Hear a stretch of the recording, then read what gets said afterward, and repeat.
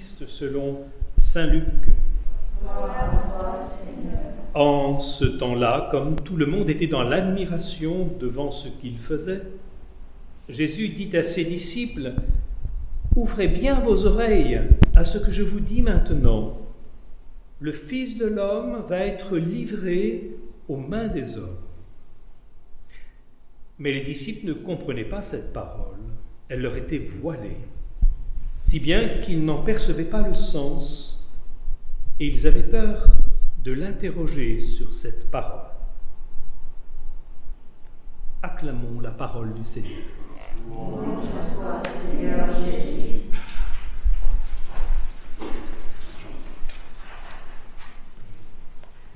Si Jacob nous est connu dans la Bible à cause de son échelle, il conviendrait que Thérèse nous soit connue à cause de son escalier, ou plutôt à cause de ses escaliers, car il y en a 3 importants dans sa vie.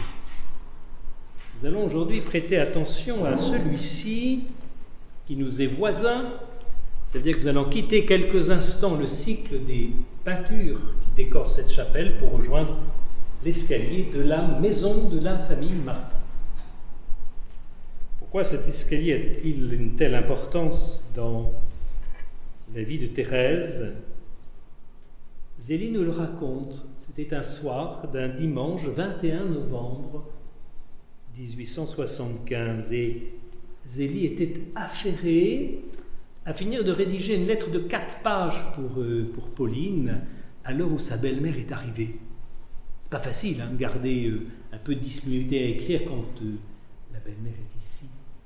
Elle note bien qu'elle se devait de lui tenir compagnie. Et puis, malchance encore, ceci advient alors qu'elle s'était fixé ce projet de prendre le temps de lire la vie de Sainte Jeanne de Chantal. Elle avait le projet de dévorer 100 pages de ce livre qui l'a passionnée dans cette soirée du dimanche. Et puis alors là-dessus s'ajoute que petite Thérèse était là dans le haut de l'escalier et qu'elle a commencé à descendre cet escalier en appelant à chaque marche maman. Et voilà que dans cette surcharge, Zélie arrive à trouver cette patience. Oui, ma petite chérie, oui, ma petite Thérèse. Et à chaque marche que Thérèse franchissait, Zélie répondait patiemment. On aime à le raconter ici, et les enfants sont très sensibles, comme les adultes aussi, à ce petit fait de l'escalier de Thérèse. Mais c'est peu dire si ça n'est rejoindre le sens profond que cet escalier va revêtir. Cette scène, elle a été rapprochée de cette comparaison chère à Thérèse, se représentant au bas d'un escalier qui est à franchir, celui de la vie, celui de la perfection, celui de l'appel à la sainteté. Et Thérèse écrit: « Je suis trop petite pour gravir le rude escalier de la perfection, ou encore celui de la sainteté. » Alors je la cite. C'est au 3e manuscrit, le manuscrit C. « Le bon Dieu ne saurait inspirer des désirs irréalisables. Je puis donc, malgré ma petitesse, aspirer à la sainteté. Me grandir, c'est impossible. Je dois me supporter tel que je suis avec toutes mes imperfections.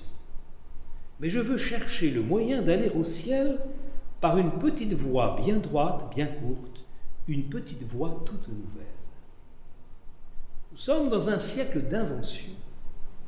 Maintenant, ce n'est plus la peine de gravir les marches d'un escalier. Chez les riches, un ascenseur le remplace agréablement.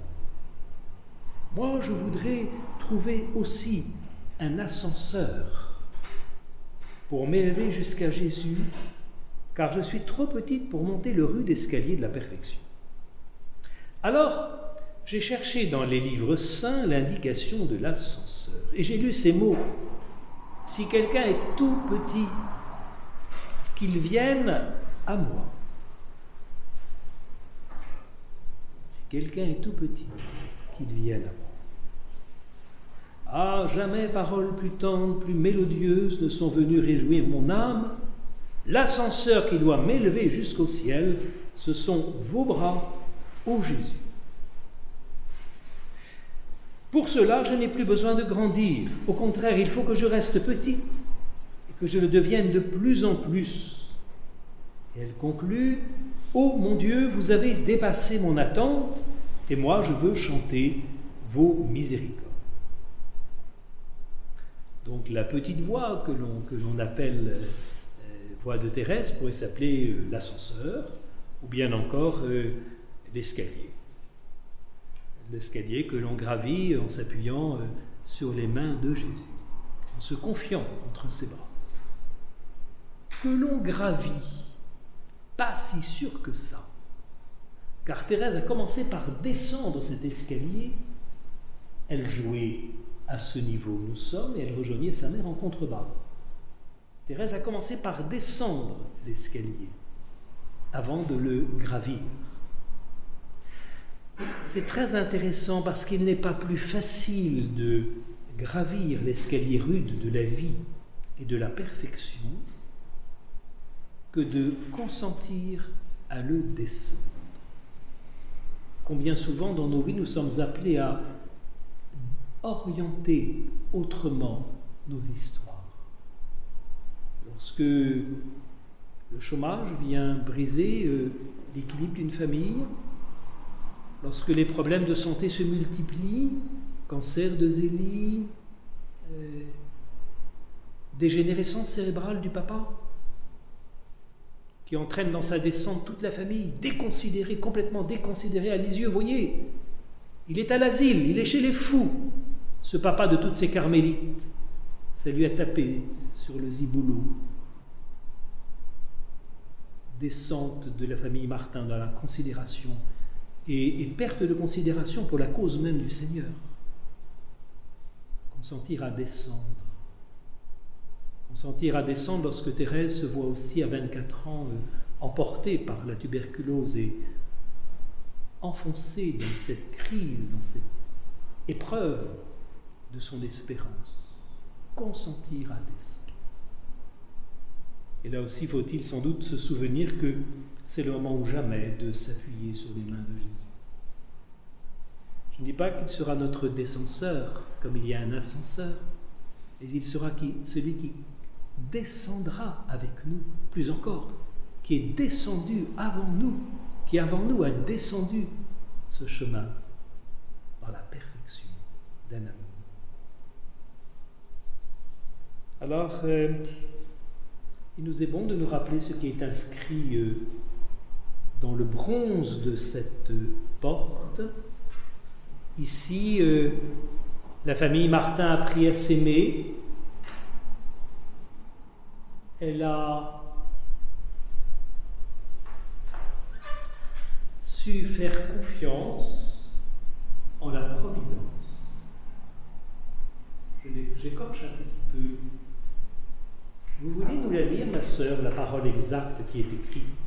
Ici, la famille Martin. Ici, vie et mort se sont côtoyées. La famille Martin a appris à s'aimer et à s'abandonner à la providence. Voilà, ici, vie et mort se sont côtoyées. La famille Martin a appris à s'aimer et à se confier en la providence. Et vie et mort se côtoient, monter et descendre se côtoient dans ces deux mouvements qu'imprime l'escalier ou que dessine l'ascenseur. Nous avons de toute façon à nous en remettre entre les mains du Seigneur et à apprendre à nous confier à sa miséricorde. Amen.